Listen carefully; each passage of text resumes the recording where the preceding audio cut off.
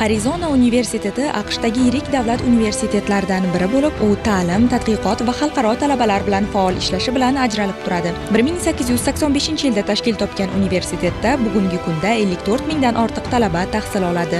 Shuningdek, hozirda universitetda 300 dan ortiq ta'lim dasturlari mavjud bo'lib, 140 dan ortiq turli mamlakatdan kelgan talabalar ta'lim olmoqda. Quvonarlisi, ana shunday dunyo reytingida top 200-o'rinni qayd etgan universitetda bugun bizning yurtdoshlarimiz ham bor. Abdulaziz Vahobov va Samandar Erkinovlar ana shunday muvaffaqiyatli yoshlarimizdan. Ular Arizona universitetining eng sara bitiruvchilari qatoridan joy olib, akademik yutuqlari uchun oltin medallar bilan taqdirlandi. 2022-2025 yillar davomida men Amerika Qo'shma Shtatlarining Arizona universitetida tahsil oldim.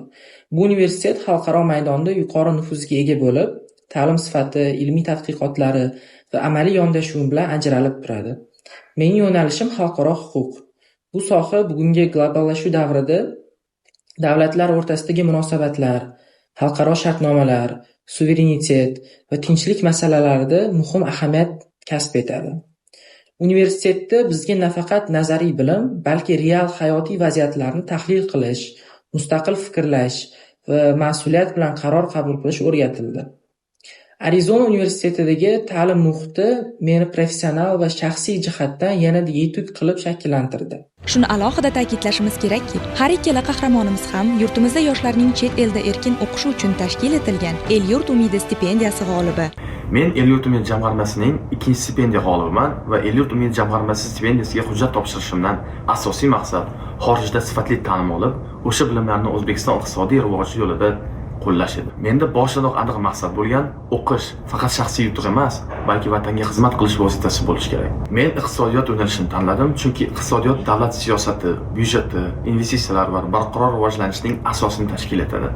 Ushbu sohada chuqur tahlil qilish, ma'lumotlar bilan ishlash va asosli qaror qabul qilish ko'nikmalarini egallashni maqsad qildim. Albatta, bu natijalarga erishishda El-Yurt umidi jamg'armasi muhim o'rin tutdi. Ushbu dasturga topshirishdan avval maqsad belgilandi, jiddiy tayyorgarlik ko'rildi va tanlovning barcha bosqichlaridan o'tildi. Men aynan El-Yurt umidi orqali hujjat topshirganim bejiz emas, chunki bu dastur shunchaki stipendiya emas, bu davlat va yoshlar o'rtasidagi ishonchga asoslangan strategik hamkorlik. Uning afzalliklari xorijda o'qish bilan bog'liq barcha xarajatlar davlat tomonidan qoplanishi, tanlov jarayoni ochiq, shaffof va adolatli va eng muhimi yoshlarni kelajakda vatanga xizmat qilish ruhida tarbiyalaydi. Bu ishonch bizni yanada intizomli va mas'uliyatli qiladi. O'qish yillari davomida ikkala yurtdoshimiz ham barcha fanlardan a'lo darajada o'zlashtirgani sababli universitet iqtidorli talabalar ro'yxatidan joy olishgan. Bundan tashqari, ikkala qahramonimiz ham o'quv yili davomida universitetdagi faolligi, akademik ko'rsatkichlari tengdoshlari orasidan eng yuqori bo'lgani sabab eng namunali bitiruvchi sifatida e'tirof etildi. O'qishim davomida men ilmiy izlanishlar, akademik loyihalar, jamoat faoliyati va yetakchilik tashabbuslarida faol ishtirok etdim. Natijada o'qishni qizil diplom va oltin medal bilan yakunlash sharafiga muyassar bo'ldim. Bugun men erishgan natijalarni shaxsiy muvaffaqiyat sifatida emas, balki davlatimiz tomonidan yoshlarga qaratilayotgan siyosatning amaliy samarasidir deb bilaman.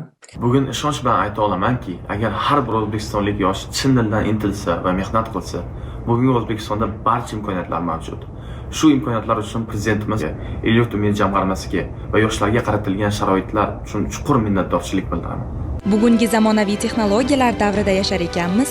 Samandar va Abdulaziz kabi o'z sohasida ilg'or, bilimli mutaxassislarning yetishib chiqayotgani, yurtimizda yoshlar uchun yaratilayotgan imkoniyatlarning amalda samara berayotganini ko'rsatadi. Ularning har bir yutug'i zamonaviy ta'limning hayotga tatbiq etilayotganini, eng muhimi, yoshlarimiz kelajakka tayyor ekanini yana bir bor tasdiqlaydi.